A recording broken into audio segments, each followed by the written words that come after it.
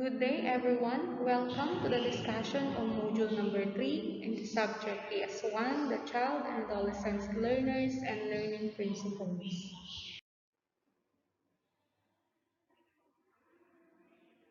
So first, let us read the introduction of this module. So in the study of human development and the complex changes that occur each of the stages, it is necessary to have set of explanations that will guide one's understanding and the interest to further study a particular phenomenon. So in this chapter, we shall discuss these perspectives in the study of human development, so particularly in the children and adolescents. They will distinguish with one another as well as identify their implications in the learning process. So these perspectives are behaviorism, sociocultural, ethology, contextual, and feminist. So we have again four objectives that we must or you must be attained at the end of this video discussion or at the end of this module. So in module number 3, it consists chapter 3, which entitled The Perspectives and Approaches in the Study of Human Development. So the perspective on the science on human development have largely evolved in the past 50 years.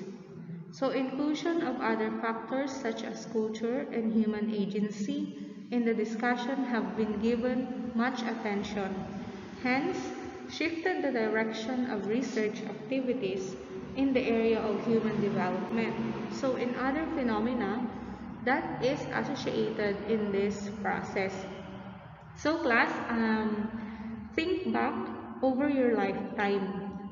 How have you grown and changed through the years? So do your parents describe you as a happy baby? Or were you also fussy? Or do you still remember your first day of kindergarten? And did you begin your puberty at early age or late age? And then, were your adolescence years a stressful time? So these are some of the questions we may encounter as we develop as a human. So this is the way in which people grow, change, and stay the same throughout their lives. So from the conception to death, when people use the term development, they often mean the transformation from infant to adult. However, development does not end with adulthood. We continue to change in predictable ways throughout our lifetime. Even into our old age class, we still develop. So develop is a lifetime process from the beginning of the conception up to the death of a one person.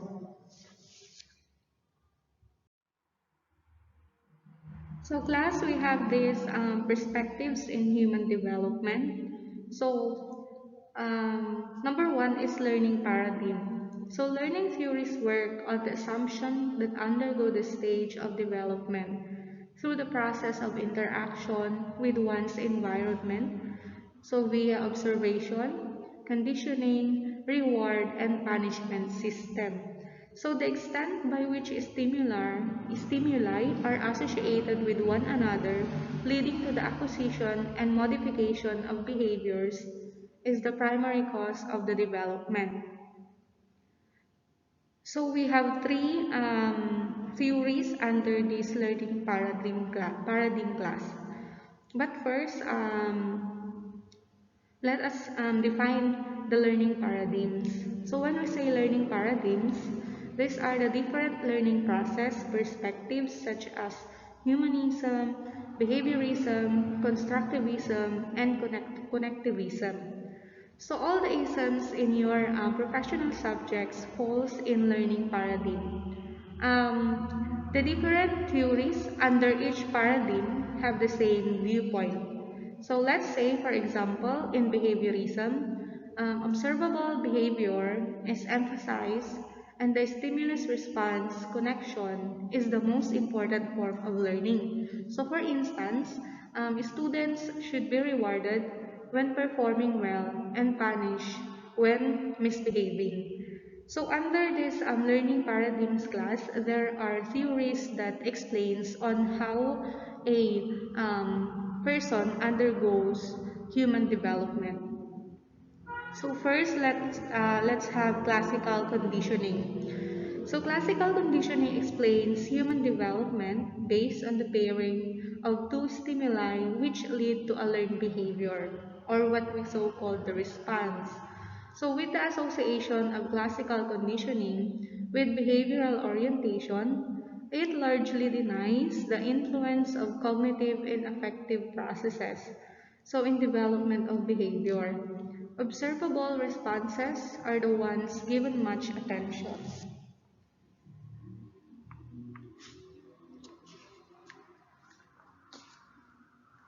So in classical condition class, it is a form of a learning in which the person or an animal comes to associate environmental stimuli.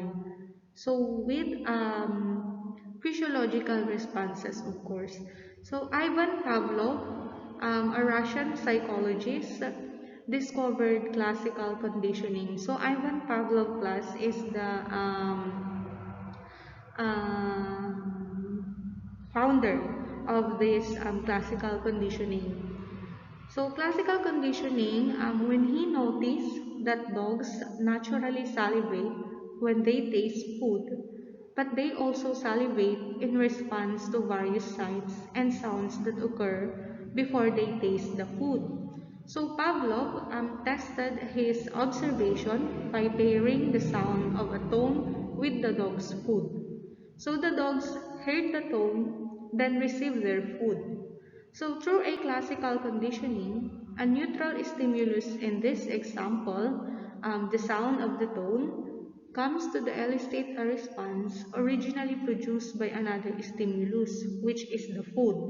So many fears as well as emotional associations are the result of classical conditioning. So for example, some of the children may fear a trip to a doctor's, or they may fear to visit the doctor's office with the discomfort they felt upon receiving a vaccination shot. So classical conditioning applies to physiological and emotional responses only.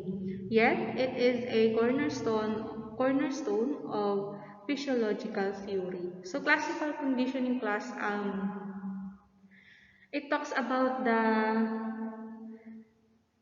physiological and emotional responses of a person. Next, we have letter B, we have the operant conditioning. So operant conditioning explains development based on the association of response. So the response that follows another response is an important predictor of this association.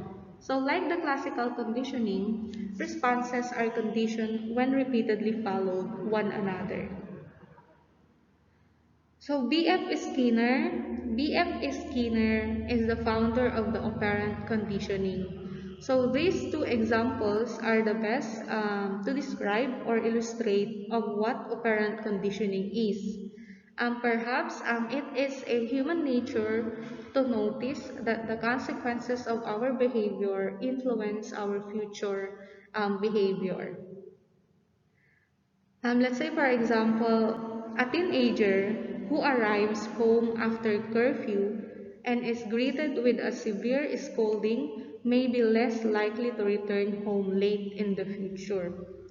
So, another example, an employer who brings coffee and muffins to her staff on Monday morning and then notices that her employees are in good spirits and productive may be more likely to bring them snacks in the future. So class, behaviors that behavior becomes more or less probable depending on its consequences. So we repeat behaviors that have pleasant outcomes and stop the behaviors with unpleasant outcomes. So according also to Skinner, a behavior followed by a rewarding or pleasant outcome is called reinforcement, while it will be more likely to reoccur, but one followed by an adversive or unpleasant outcome is called punishment. So will be less likely to reoccur, of course.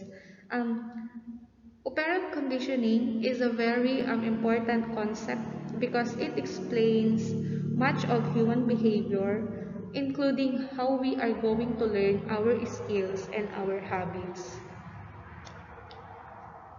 So next we'll have letter C, we have the social cognitive learning theory.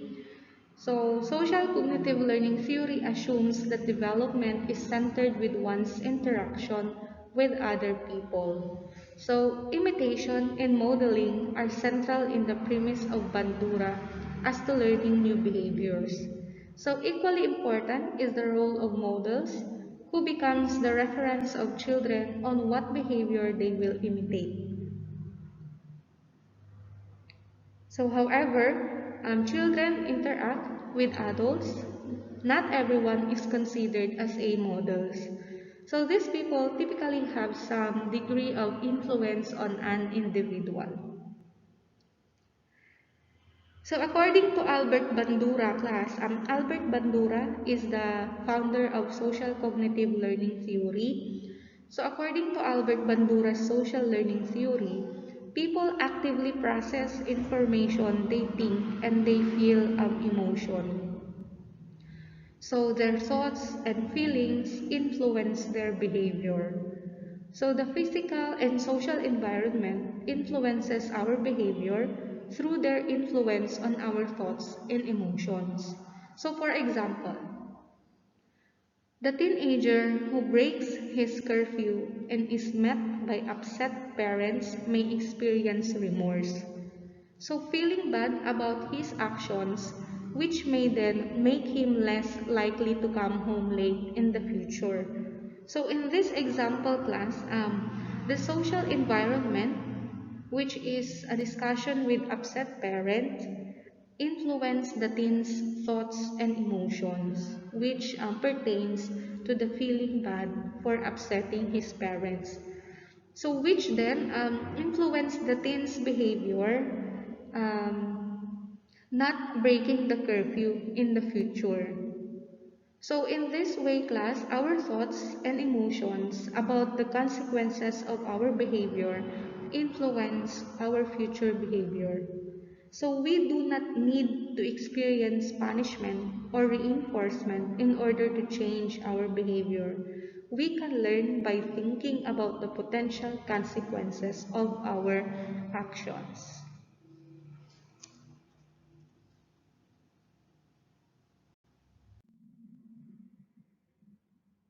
Okay, class. So next we'll have the social-cultural theories. So this perspective highlights the influence of the collective experiences of people found in the same cultural orientation. So it assumes the centrality of culture, such as language and communication, as well as the social norms in the developmental process. So they become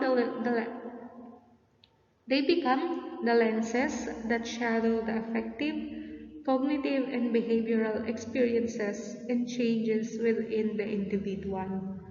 So, class, people play an active role in their development.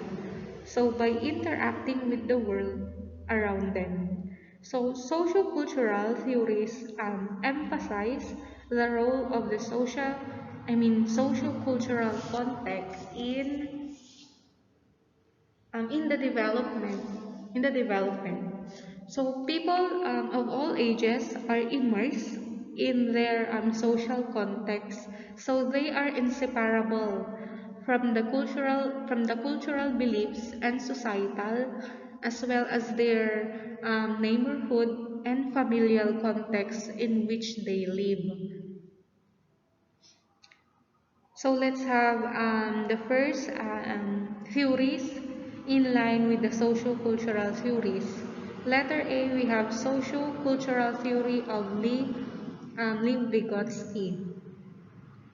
So class, it is one of the prominent developmental theory under this perspective. So he is known as the father of socio-cultural perspective.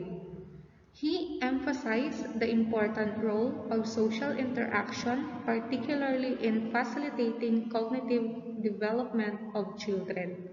So an iconic concept that he introduced was the zone of proximal development, or the ZPD, which identifies the gap between assisted and non-assisted development of children's cognition.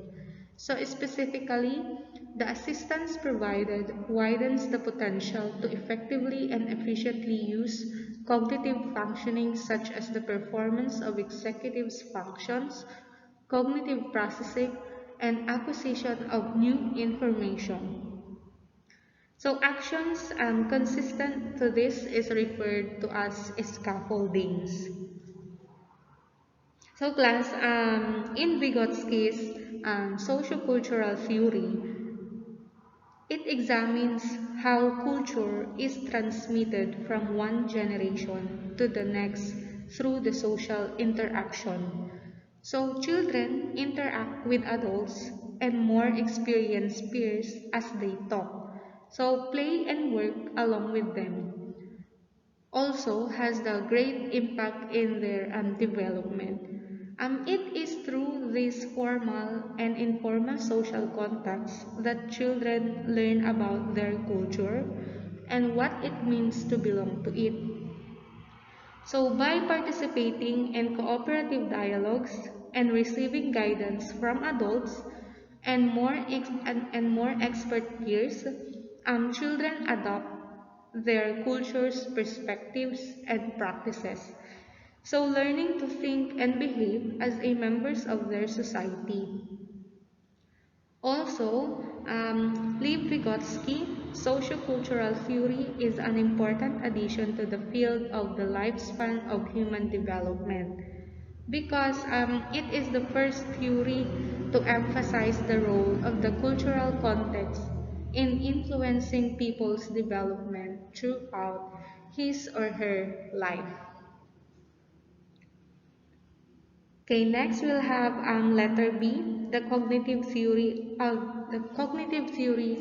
of development by Jean Piaget. So also provides support in further explaining the premises of this perspective. So Piaget highlights the cognitive stimulation that adults provide in the movement through a stage of cognitive development. So we have sensory motor, we have pre-operational, we have concrete operational, and formal operational. So Swiss scholar Jean Piaget believed that in order to understand children, we must understand how they think.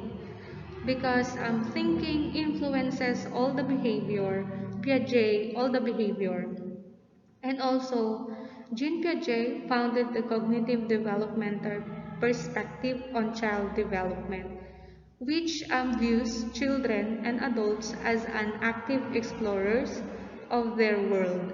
So learning by interacting with the world around them and organizing what they learn into cognitive schemas or concepts and ideas and ways of interacting on the world. So in this way, people contribute to their own cognitive development because they are biologically driven to interact with others, and through these interactions, they construct and refine their own cognitive schemas. So class, we will further discuss about the theory of Lev Vygotsky and Jean Piaget on the next module. So in the next module class, it entails or it talks about the cognitive development of human or a person. So in the content of the module number 4, we will discuss furthermore about this sociocultural theory of Lev Vygotsky and also the cognitive theory of Jean Piaget. So I will be giving you some tables which we can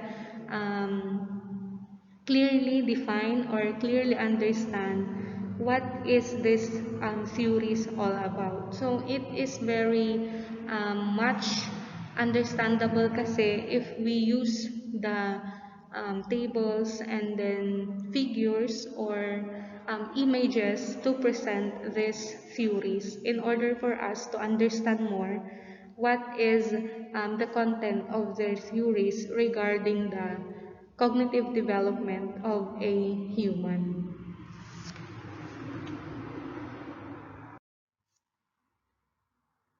So next class we'll have the ethology or the evolutionary and socio-biological theory.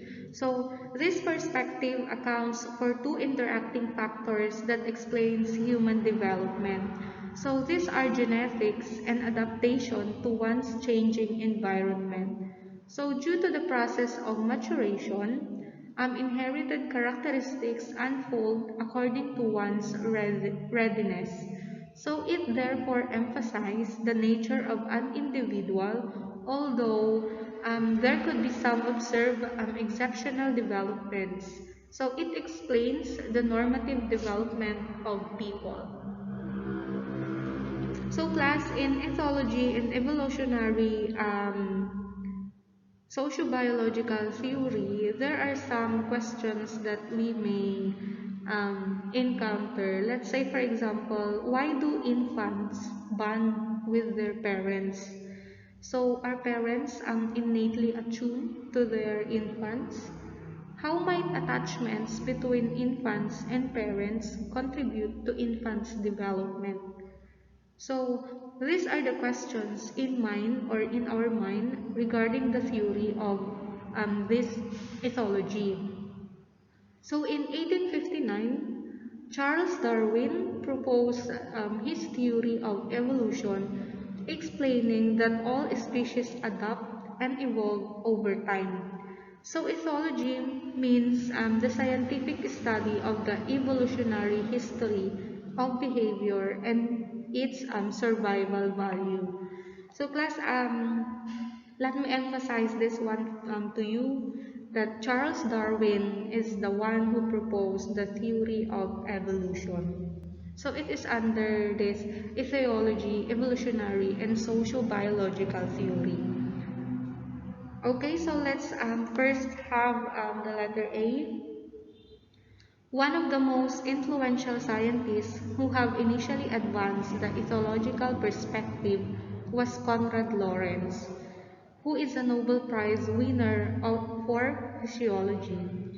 He was able to discover how animals are able to develop behavioral patterns which have adaptive values for one's survival. So he believes that species are genetically constructed in order to specifically process certain information. So this gives the readiness of almost all species to respond to their needs, most especially those that are physiological in nature. So class, Konrad Lorenz and Kiko Tinbergen, the two European zoologists, observe animal species in their natural environments. So they then noticed patterns of behavior that appeared to be inborn, emerged early in life, and ensured their survival. So, for example, shortly after birth, goslings imprint on their mothers, so meaning that they bond to her and will follow her. So thereby ensuring they stay close to the mother, get fed, and remain protected. So imprinting ensures the gosling's survival. In order for imprinting to occur, the mother goose must be present immediately after the goslings hatch. So mothers instinctively stay close to the nest so that their young may imprint and enhance their odds of surviving. So just like in us human class, di ba? When a mother give birth to his or her child, he imprints his love and then feelings to his or her child in order for the child to feel secured and to feel loved by her mother. So when the child comes out from the womb, it first uh, it first attached to his or her mother, depending on how the mother would deliver his or her child. It is through a normal or a cesarean delivery, but given the two types of delivery, there is still a bond that will occur between the mother and the child. So that is what we so called the imprinting process. No, child feels secure, feels emotionally loved towards his or her mother upon upon the imprinting process. So parang ganito lang yan, class. Once na ang mga baby is um, lumalabas sa sinapupunan ng kanilang ina, meron kasing ginagawa sa hospital in which they bring the baby into the um, dun sa taas ng womb ng mommy, hindi binabalik sa loob class. I mean, syempre lumabas na siya sa womb, parang pinapatong siya doon sa tiyan ng kanyang mommy to feel the um, the heartbeat of the mother and also to have the a special bond between the mother and the child. So, yung tawag doon sa process na yun is what we so-called imprinting according to Conrad Lawrence and Kiko Tenbergen. Also, I mean, although they get the example for the animals, it also applies in us as a human kasi we also give birth. I mean, mothers or women also give birth to his or her children. Okay, next we'll have letter B, the attachment theories such as of John Bowlby, Mary Ainsworth, and Melanie Klein. We're also inspired by the ethology perspective. So, the basic tenet of attachment theory is that children develop a sense of emotional bond with the immediate caregiver, most especially to the mothers, which becomes a prototype in developing social connection in the future. So, the ability to initiate, sustain, and end social relationship are based on quality of initial relationship the mother has established. So in this approach naman class, according to Bowlby, 1969, humans also display biological pre-programmed behaviors that have survival, value, and promote development. So for example, caregivers naturally respond to infants' cues like crying, smiling, and grasping. So these are inborn ways that infants get attention from caregivers. So bringing them physically contact and ensuring that the infants will be safe and cared for. So many infant behaviors have adaptive significance because they met infants' needs and promote the formation of bonds with caregivers. So ensuring that the caregivers will feel a strong desire and behaviors work together with experience to influence adaptation and ultimately an individual survival. So it also explains class doon sa discovery ni Conrad and Kiko that special bonds between the mother or any caregiver of the child or of the infant is strongly affecting the development of that infant, no, because of the caregiver's attention of that infant or the children he or she is helping with. they tend to they tend to discover, hindi lang i-discover, but they tend to give a strong feeling of desire, and then a strong feeling then of love and also the affection between the two, which is for the mother or the caregivers to the infant. So next class we'll have the system approach. So this perspective aims to put an integrated view about human development. So integrated looks at into all the possible factors, genes, culture, and learning, as views in explaining the changes across lifespan. So hence, it takes the view that the human person is a product of an interaction of nature and nurture. The person is not exclusively taken as a biological individual, but also taken into consideration the context by which the individual is situated. So, in other words, class, cultural diversity is taken as a hindrance to development rather than a context and meaning system that allows a range of possible ways of living life. So culture is to be appreciated as one of the new resources to achieve sustainable and equitable development, because um, culture class has a great impact in a human development.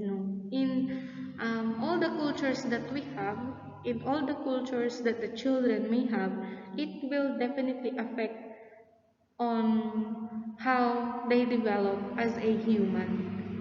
So let's have letter A, the contextualism theory of Richard Lerner. So it can be considered as one of the most influential personality. I mean, he can be considered as one of the most influential personality. So most especially during the establishment of this school of thought, Lerner highlights the embeddedness of the organism within the context. So for him, it is not possible to understand the individual with having knowledge into the situations by which the individual is in. Since the context may not necessarily to be the same from time to time and person to person, it can be expected that development strongly have variations among individuals. So class, in the theory of Richard Lerner, developmental contextualism implies that adolescent develop cannot be examined independent of the people and places that comprise an adolescent's life space. So there are the contexts like family, peers, school, and community.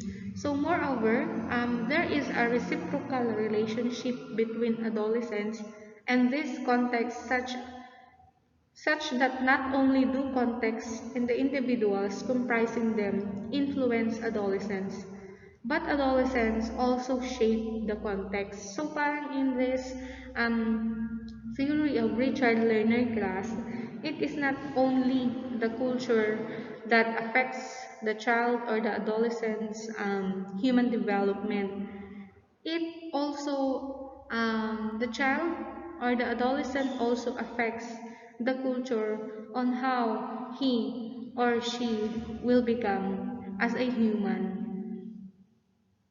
when he or she implies also the culture that he or she is being with. Parang if the culture affects the development of the child also affects the content of the culture he or she belongs to. Next, we'll have letter B, the ecological system theory of Yuri Bronfenbrenner. So in the contemporary time,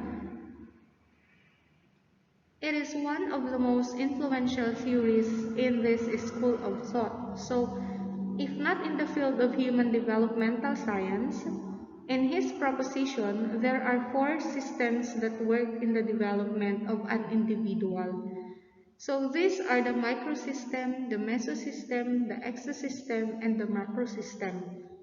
And latest addition was the chronosystem. So the microsystem is composed of the changes that take place within the individual. The mesosystem constitutes the immediate environment of the developing child who has a direct influence to child, such as the parents, neighbor, friends, and school personnel. So the exosystem is composed of the social institutions that may have indirect impact onto the child, like the school policies, employment setup, mass media, and other similar agencies. So the macro system is the sociological, political, cultural, and economic in nature that when modified may have impact on the development of the child. So all of these are encompassing in the chronological system which pertains to the time component. So class, in ecological system theory of Yuri Bronfenbrenner, it is similar to the other development theories. So Yuri Bronfenbrenner believed that we are active in our development and interact with the world around us, that the development is a result of the ongoing interactions among biological, cognitive, and psychological changes within the person. So, in his or her changing context. So, Bronfenbrenner proposed that individuals are all embedded in our surrounding, a series of contexts, like, for example, we have home, school, neighborhood, culture, and society. So class, I have included a figure here regarding Yuri Bronfenbrenner's bioecological theory or model. So as shown in the figure context, these are organized into a series of systems in which individuals are embedded and that interact with one another and the person to influence development. So class,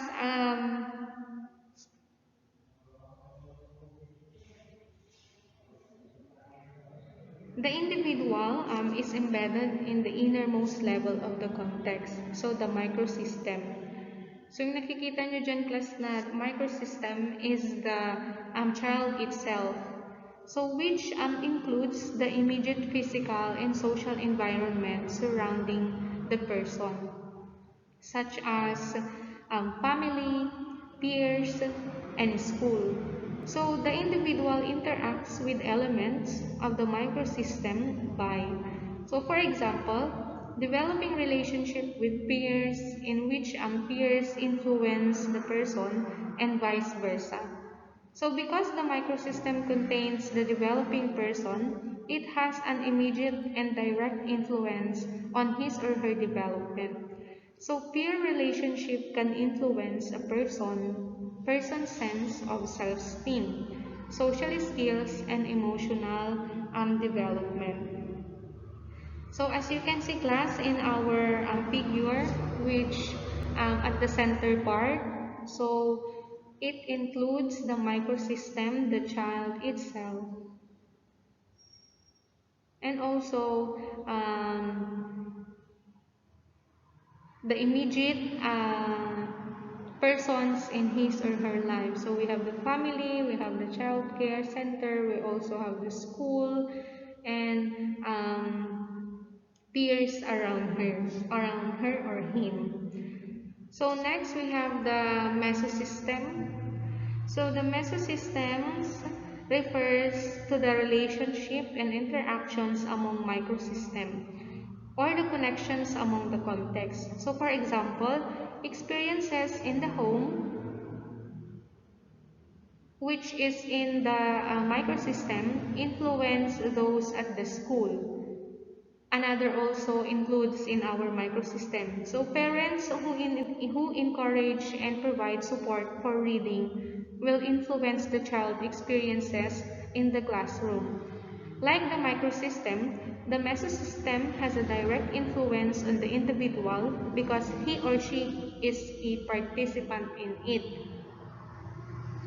So we have this mesosystem class. So it includes the outer layer of our microsystem. So we have the school, and we have also the home, which pertains to the learning or the learning experiences of the children. Next, we have an important contribution of bioecological theory is the role of the ecosystem. So, which consists of other settings in which the individual is not a participant, but that nevertheless influence him or her. For example, a child typically does not participate in a parent's work setting, yet the work setting has an indirect influence on the child because it affects the parent's mood. So the availability of funding for schools, another ecosystem factor, indirectly affect children by influencing the availability of the classroom resources. So the ecosystem is an important contribution to our understanding of development because the effects of outside factors trickle down and indirectly affect the children and adults. So in our ecosystem class, this is the surroundings of the surroundings affecting the children or the child itself. So next we have the macro system. So the macro system is a greater socio-cultural context in which the microsystem, mesosystem, and exosystem are embedded. So it includes cultural values, legal and political practices, and other elements of the society at large. So the macro system indirectly influences the child because it affects each of other contextual levels. So let's say for example, cultural beliefs about the value of education influence funding decisions made at national and local levels. So as well as what happens in the classroom and in the home, lives in a context, socio-historical influences on development illustrates how one element of the macrosystem, historical events, may influence development. So this macrosystem class, it is not directly affecting the development of the child because as you can see in our figure, it is the farthest context which may affect the development of the child, although there are some factors that it may affect the child or the child or the adolescents, but it does not comprises all the context in his or her life. Let's say, for example, when he reached the middle adulthood or the late adulthood, yan, parang dyan na yung time na it will affect the macro system because he or the children or the adult can engage his or her life on government, on the country he or she belongs to. So that is the macro system. Next, we have the last, the chronosystem. So a final element of the bioecological system is the chronosystem, which refers to how the bioecological system changes over time. So as people grow and change, they take on and let go of various roles. For example, graduating from college, getting married, and becoming a parent involve changes in roles and shifts in microsystems. So these shifts, a context called ecological transition, occur throughout life. So the complexity of The complexity of bioecological model, the attention to patterns and interrelations among multiple determinants of development is both a strength and weakness of this theory. So class, chronosystem includes the environmental changes and transition over the lifespan. So this includes the time being of a human.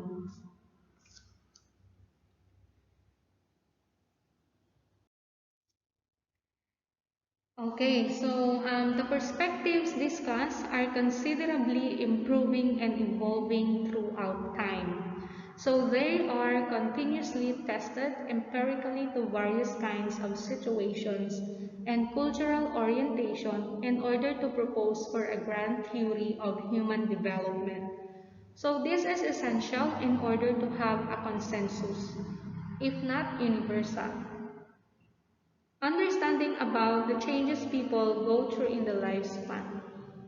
Further, empirical testings are needed in order to validate the extent by which these theories can provide explanations to wide range of situations. So, class, all the theories presented in this discussion has a great impact in a human development. So we believe that those theories will help us in order to understand on the students we may encounter or you may encountering throughout your journey of the teaching profession. So again, class, thank you so much for listening. I hope this will help you understand the content of the module, as well as it can help you in the future when you reach your dream to become a successful teacher someday. So class, as I said a while ago, different theories will help us to understand the multicultural students we will encounter in our classes. So again, thank you and have a great day. So let me end with this quotation of Lev Vygotsky. What a child can do in cooperation today and tomorrow, he or she will be able to do it alone. So again, thank you so much for listening, class. Have a great day ahead.